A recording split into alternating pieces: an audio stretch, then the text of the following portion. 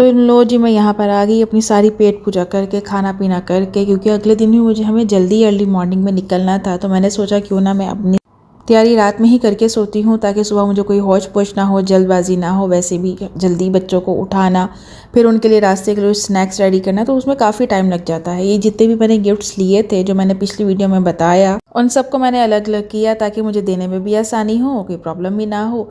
और देन मैंने उसको बड़े प्यार मोहब्बत के साथ, उसमें मैंने थोड़ा थोड़ा अपना प्यार भी रख दिया था, और मैंने उसको टेबल पे रख दिया। साथ में बच्चों का बैग भी सेट कर दिया। सुबह की तैयारी तो हो गई थी कंप्लीट, साथ में थोड़ा सा एक्स्ट्रा काम था, मैंने वो भी कर लिया।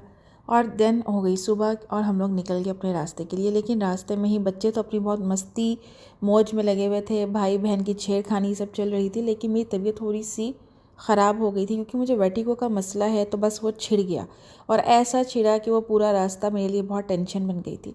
वहाँ पहुँचे तो एक अलग ही रौनकें लगी हुई थी माशाल्लाह से। खैर, लेकिन मैंने कुछ भी शूट नहीं किया था, घर आ गए।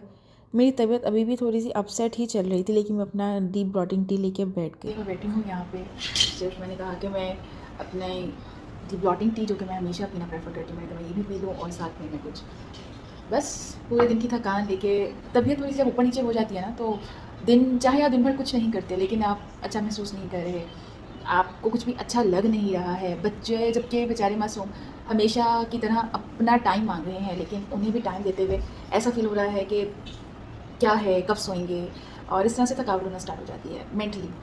फिजिकली आप में कोई एक्टिविटी नहीं थी, आज पूरा दिन मेरा ऐसा ही था। ये थी मेरी दुख भरी कहानी जो कि मैंने आप लोगों के साथ शेयर की। लेकिन अल्हम्दुलिल्लाह नेक्स्ट मॉर्निंग में काफ़ी फ़्रेश थी, और यहाँ पे मुझे उमैर की हेल्प चाहिए थी इस कार्टन के लिए, जो कि अरफा भी पास ही खड़ी थी। बेटियाँ ना बड़ी चीज़ें नोट करती हैं और उसको फिर फॉलो करती हैं, और उनका ख़्याल एहसास एक अलग ही लेवल का होता है। मेरा नहीं ख्याल कि उसको मैं वर्ड्स में बयान कर सकती हूँ। यहाँ पे फिर मैंने सोचा कि मैं क्यों ना लाइट सा कुछ लेती हूँ। मैंने सिर्फ एक सैलड बनाया, उसकी एक ड्रेसिंग बनाई, और मैं वही यहाँ पे अपना लंच में लेने लगी थी। और फिर ऐसे ही शाम हो गई, मैं कुछ भी शूट नहीं कर रही थी, लेकिन मुझे ख्याल आया कि आओ अरफा, मैं आपके ना इयरिंग्स चेंज करती हूँ। तो अरफा बड़े प्यार मोहब्बत से मेरे साथ पास बैठ गई।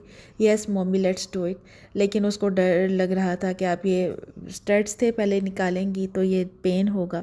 लेकिन उसकी ये जो चीज़ें थी ना, मुझे एक अलग ही दुनिया में ले गई।